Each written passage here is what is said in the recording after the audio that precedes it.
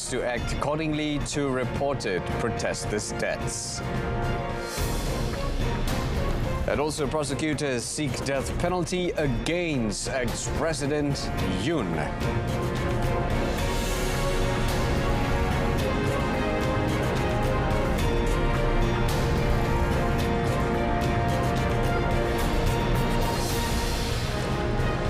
Salam Malaysia Madani and Bernard Paul. US President Donald Trump said he was seeking accurate numbers on what he called significant killings in Iran and would act accordingly. Earlier, Trump took to social media to urge Iranians to keep protesting and remember the names of those abusing them, saying help is on the way.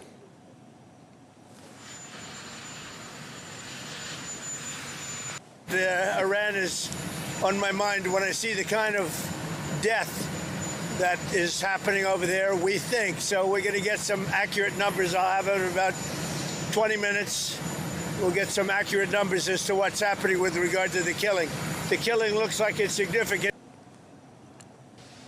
An Iranian official said about 2,000 people had been killed in the protests, the first time authorities have given an overall death toll from more than 2 weeks of nationwide unrest. US-based rights groups said that of the 2,003 people whose deaths it had confirmed, 1,850 were protesters. It said 16,784 people had been detained, a sharp increase from the figure it gave on Monday. The unrest sparked by dire economic conditions has posed the biggest internal challenge to Iran's rulers for at least 3 years and has come at a time of intensifying international pressure after Israeli and US strikes last year. Elsewhere, the European Union is discussing additional sanctions against Iran. The bloc's foreign policy chief, Kaja Kallas, confirmed the matter in a press conference alongside German Defense Minister Boris Pistorius. The heavy-handed and brutal response by the security forces is unacceptable and exposes a regime afraid of its own people. The EU already has sweeping sanctions in place on Iran, on those responsible for the human rights abuses, nuclear proliferation, and Tehran's support for Russia's war. And we are discussing on putting additional sanctions. The EU has expressed its backing for Iranians participating in the nationwide protests. It has already sanctioned several hundred Iranian officials over crackdowns on previous protest movements. Several countries in the bloc also signaled their anger over the crackdown, with France, Germany and the United Kingdom among the countries that summoned their Iranian ambassadors, as did the European Union. South Korea's special prosecutor requested the death penalty against former President Yoon Suk-yeol on Tuesday for charges of masterminding an insurrection over his brief imposition of martial law in December 2024. Prosecutors had accused Yoon acts as a ringleader of an insurrection motivated by a lust for power.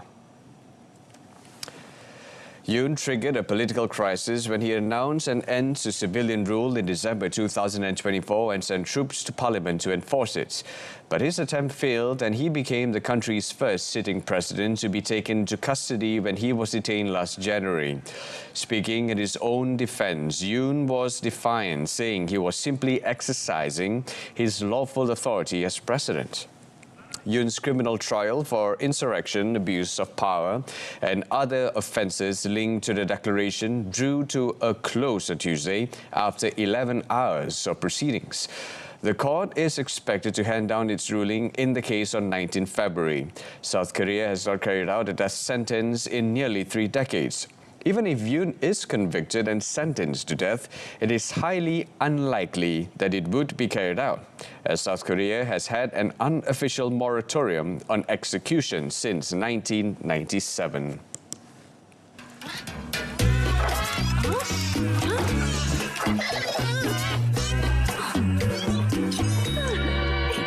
Guna mentol jimat tenaga untuk lebih jimat.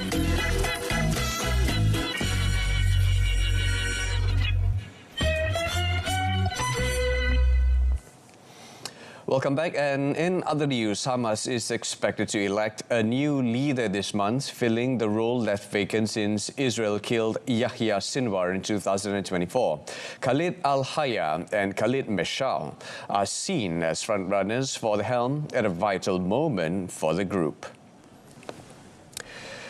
Both men reside in Qatar and sit on a 5-man council that has run Hamas since Israel killed Sinwar. His predecessor, Ismail Haniyeh, was assassinated by Israel while on a visit to Iran in 2024. The election process has already begun and the leader is chosen in a secret ballot by Hamas's Shura Council, a 50-member body that includes Hamas members in the West Bank, the Gaza Strip, and exile. Sources said the deputy leader will also be elected to replace Saleh al-Aruri, who was killed by an Israeli airstrike in Lebanon in 2024.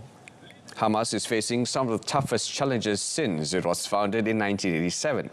While fighting has largely abated in Gaza since the U.S. brokered ceasefire in October, Israel still holds almost half the coastal enclave with continued attacks, and conditions for Gaza's 2 million people remain dire.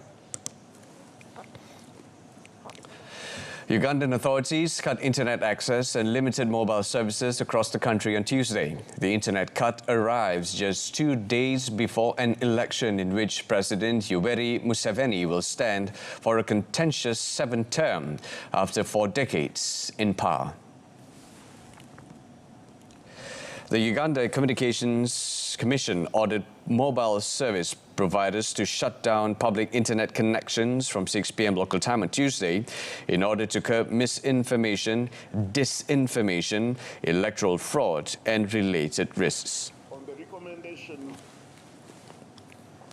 strong recommendation by the Interagency Security Committee, the Uganda Communications Commission has directed all licensed mobile network operators and internet service providers to implement a temporary suspension of the following services. A, public internet access. B, sale of and registration of new SIM cards. C, outbound data roaming services to one network area countries. Security forces have detained hundreds of opposition supporters in the run-up to the election and repeatedly fired live bullets and tear gas at campaign events in support of Museveni's leading challenger, pop star Bobi Wine. The 81-year-old Museveni, who came to power in 1986 after leading a 5-year rebellion, is Africa's 3rd longest ruling head of state. He has changed the constitution twice to remove age and term limits, and his dominance of Ugandan institutions means there is little prospect of an election upset in the East African country of 46 million people.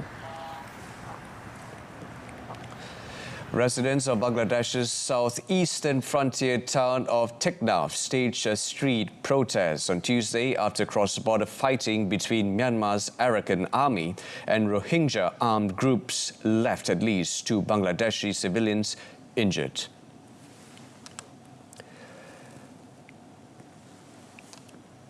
A 9-year-old girl, Hujaifa Afnan, was hit in the head by a stray bullet while returning from her father's shop. She was rushed to a local hospital in critical condition, then shifted to the city for better treatment. In a separate incident, Muhammad Hanif, 28, stepped on a landmine allegedly planted by the Arakan army while inspecting the area after hearing gunfire. Border Guard Bangladesh (BGB) has arrested nearly 50 alleged Rohingya gunmen from the bordering villages. The Arakan army, an ethnic militia based in Rakhine, has seized control of much of Myanmar's Rakhine state in recent months after junta troops retreated. Rohingya armed groups have since mounted resistance against the Arakan army, sparking frequent skirmishes near the border. Bangladeshi authorities have stepped up patrols and warned residents to stay indoors as fighting continues across the frontier.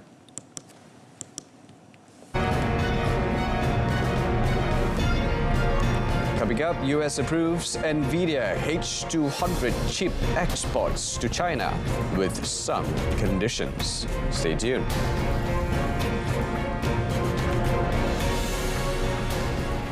Now, the Trump administration on Tuesday gave a formal green light to China-bound sales of NVIDIA's second most powerful AI chips, putting in place a rule that will likely kickstart shipments of the H200, despite deep concerns among China hawks in Washington.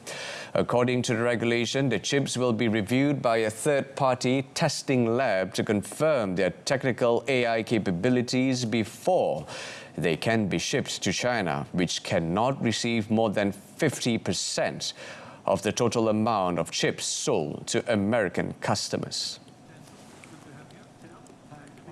NVIDIA will need to certify there are enough H200s in the US, while Chinese customers must demonstrate sufficient security procedures and cannot use the chips for military purposes. Those conditions had not been established previously. US President Donald Trump announced last month that he would allow the chip sales in exchange for a 25% fee for the US government. The decision drew fire from China hawks across the US political spectrum over concerns the chips would supercharge Beijing's military and erode the US advantage in artificial intelligence. Chinese technology companies have placed orders for more than 2 million H200 chips that are priced at around $27,000 each, exceeding NVIDIA's inventory of 700,000 of the chips. At the Consumer Electronics Show last week in Las Vegas, NVIDIA CEO Jensen Huang said the company was ramping up production of H200 chips amid strong demand both from China and the rest of the world. In other China-related news, Canada's Prime Minister Mark Carney departed for China on Tuesday, where he will discuss trade and international security at a time when Canada faces uncertain relations with the US due to a trade war and annexation threats from President Donald Trump. It is the first visit to Beijing by a Canadian Prime Minister since 2017 and could mark a critical shift in ties between the two countries as Canada seeks new trade and security partnerships. Carney agreed to visit China last October when he and Chinese President Xi Jinping met in South Korea. It was an encounter that offered no breakthroughs but suggested potential for deeper ties after a fractious relationship under former Prime Minister Justin Trudeau, which had soured after Canada arrested the chief financial officer of Chinese firm Huawei in 2018. This time, expert expects some deals, or at least promises of future deals, to be struck. Canada exports some 90% of its oil to the United States, but a planned increase in US oil imports from Venezuela could decrease US demand for Canadian crude. The Chinese Foreign Ministry said China looks forward to deepening mutual trust with Canada during the visit. And on a lighter note, Japanese Prime Minister Sanae Takaichi and South Korean President Lee Jae-myung rounded off their summit meeting on Tuesday with an unexpected jam session, where the two played drums alongside to some K-pop hits.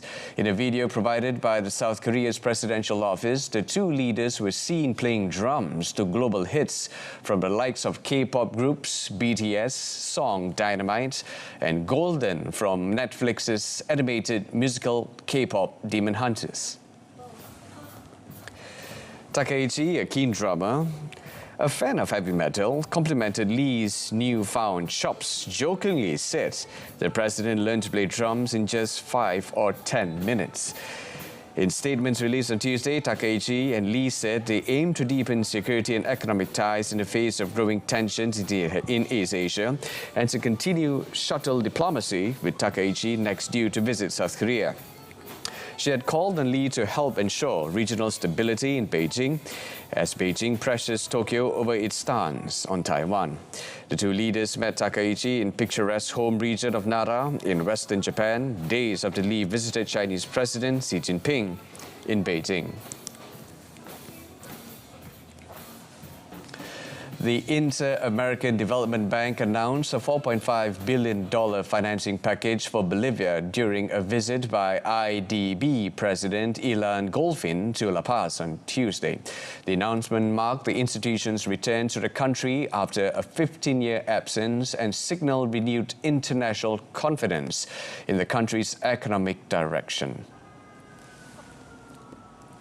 Golfin stated the package for 2026-2028 represented nearly 6 times the previous period's lending, with approximately $2 billion potentially disbursed in 2026 to support economic stabilization.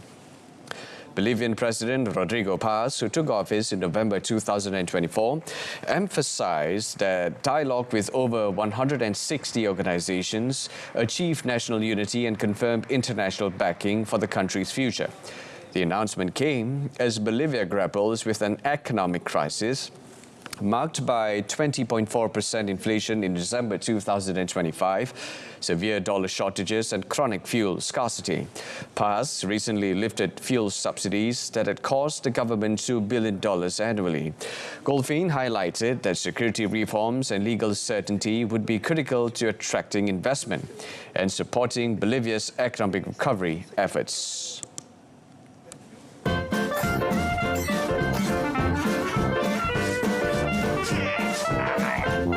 Bersihkan penapis penghawa dingin dan tetapkan 24 darjah Celsius untuk lebih jimat.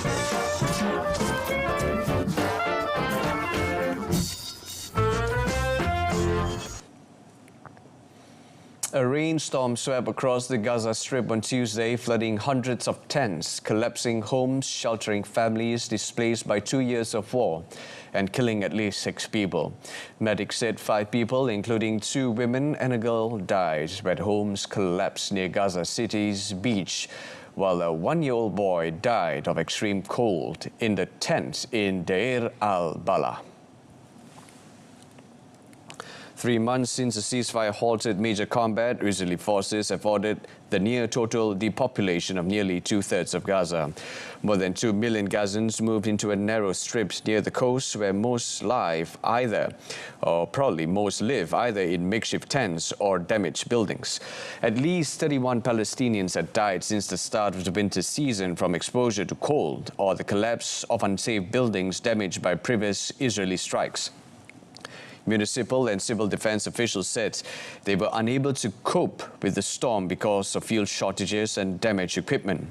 In December, a UN report said 761 displacement sites hosting about 850,000 people were at high risk of flooding, and thousands had moved in anticipation of heavy rain.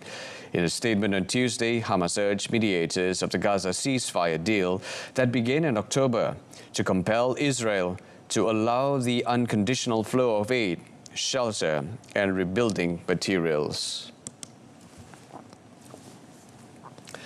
Now, the planet just experienced its 3rd warmest year on record, and average temperatures have exceeded 1.5 degrees Celsius of global warming over 3 years, the longest period since records began. The data from the European Union's European Centre for Medium-Range Weather Forecast confirmed that the last 3 years were the planet's 3 hottest since records began, with 2025 just marginally cooler than 2023. The world has also just experienced the first 3-year period in which the average global temperature was 1.5 degrees Celsius above the pre-industrial era. Governments pledged under the 2015 Paris Agreement to try to avoid exceeding 1.5 degrees Celsius of global warming, measured as a decades-long average temperature compared with pre-industrial temperatures. What the reality of the finding tell us is that the last 3 years together are the first 3 years above 1.5, meaning that we are getting closer and closer to the 1.5 degrees threshold defined by Paris, which, as we know, is an average over 20 years or so. Exceeding the long-term 1.5 degrees Celsius limit, even if only temporarily, would lead to more extreme and widespread impacts. The long-established consensus among the world's scientists is that climate change is real, mostly caused by humans and getting worse. Its main cause is greenhouse gas emissions from burning fossil fuels like coal, oil and gas, which trap heat in the atmosphere.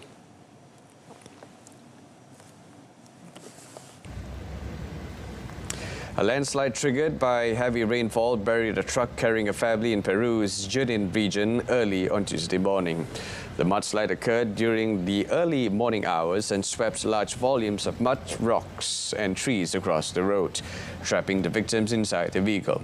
A man who identified himself as the brother of the woman traveling in the vehicle told a local media outlet he was close to both her and his brother-in-law, as well as their young daughter.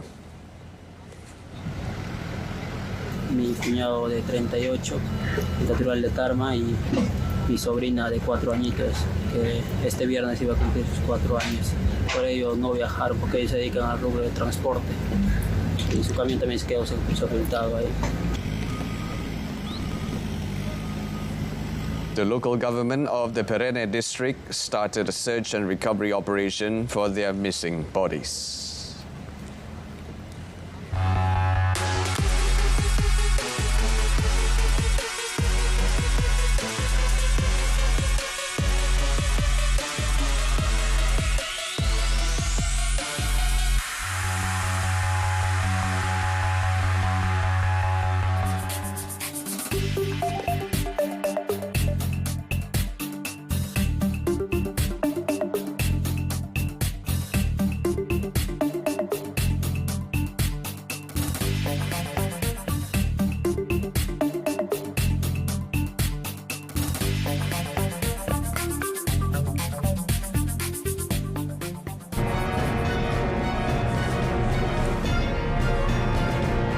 In sports, Setia makes early exit from 2026 India Open. Stay with us.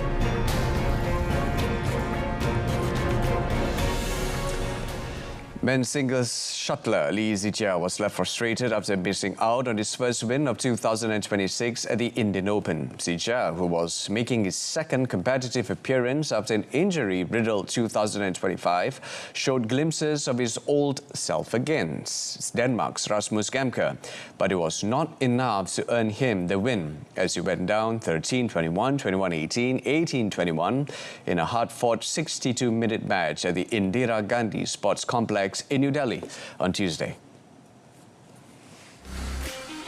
The defeat meant that the independent player is still searching for his first win since the Orléans Masters quarterfinals last March. While clearly disappointed with the defeat, Setia felt that he was making progress after losing his straight games to India Ayush Shetty in the opening match of the Malaysian Open a week ago. Setia was playing for the first time under Liu Darren after the latter replaced Yeo Kai Bin as his coach after the home open. The 2024 Paris Olympics bronze medalist admitted that he was going through a tough time as he battles to regain both fitness and form following his injury issues last year. Men's doubles shuttlers Man Wei Chong T Kai Woon booked their spot in the India Open second round after beating fellow Malaysians Tan Wee Keong Nur Muhammad Azrin Ayub. Wei Chong Kai Woon were in commanding form, only needing 29 minutes to oust veterans Wee Keong Nur Muhammad Azrin 21-16, 21-15 at the Indira Gandhi Sports Complex in New Delhi on Tuesday. Speaking after clearing their India Open opening hurdle, Wei Chong said the journey is far from complete. Wei Chong also credited Kai Woon for playing a decisive role in the win, their third victory in as many meetings against Wee Keong Nur Muhammad Azrin. He said facing fellow countrymen has become part of the norm and familiarity has helped ease any added pressure. In New Delhi this week, Malaysia are represented by 9 pairs. The 5th-seeded duo will next play French brothers Christo Popov, Thomas Junior Popov, who prevented an all-Malaysian second-round clash after coming out on top over Muhammad Haikal Nazri, Chong Hon Jian, 21-11, 21-19.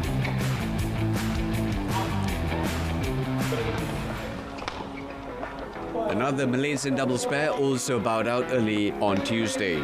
Veterans Ong Yu Sin, Teo Yi Yi's unlucky run at the Malaysia Open continued at the India Open as they were shown the exit at the opening round.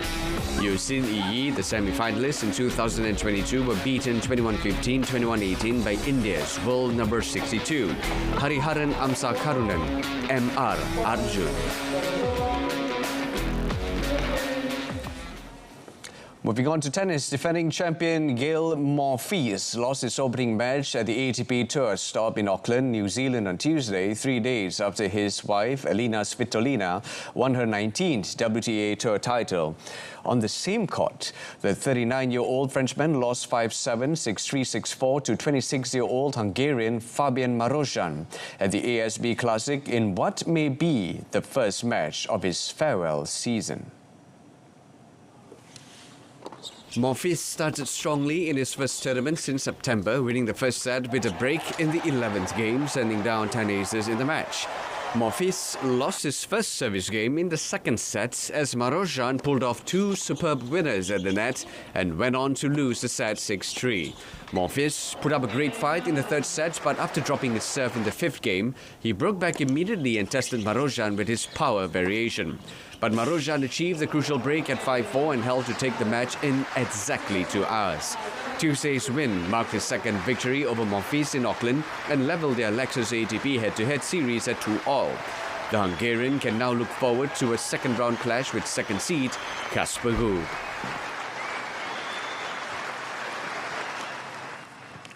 Spaniard Nani Roma led compatriot Carlos Sainz in a Ford 1-2 at top of the Dakar Rally car standings on Tuesday after a tough ninth stage in the Saudi Arabian desert for some front-runners. Five-time winner Nasser Al Attiyah slipped to third, but still only 1 minute 10 seconds behind Roma, with Toyota's South African Henk Lotterhan fourth, and with a further 5 minutes to make up. Sainz said it had been hard to find the way at one point, with the cars taking a different route to the bikes and no longer having tracks to follow. The 410-kilometer stage from Wadi ad-Dawasir to the overnight bivouac. First half of a marathon stage was won by 21-year-old Polish non-factory Toyota driver Eric Gocal. He finished 7 minutes ahead of his uncle Michal, also with the Energy Landia team. Australian Toby Price was third on the stage for Toyota. Sainz, 63, was handed a 1 minute 10 second penalty for speeding and finished the stage 7th, but ahead of most of his rivals, including Roma, in 8th. The race, which ends on Saturday on the Red Sea coast, is the first round of the World Rally Raid Championship W2RC season. Perlawanan bola sepak Liga Super Malaysia. Laungan Hobeng Jang Hobeng. Kali ini bakal menggegar kubu gergasi merah. Nantikan pertembungan sengit dua gergasi bola sepak Malaysia. Rabu 14 Januari, Selangor FC bertemu Negeri Sembilan FC 8.15 minit malam di saluran OK dan Sukan RTM. Juga penerima langsung di RTM Click. That's it from us this afternoon. Our top story, US to act accordingly to reported protesters' deaths in Iran. Malaysia Tonight comes on at 8:30 this evening on TV1 and MyTV's Berita RTM News channel. Till then, I'm Brendan Paul. Thanks for watching and take care.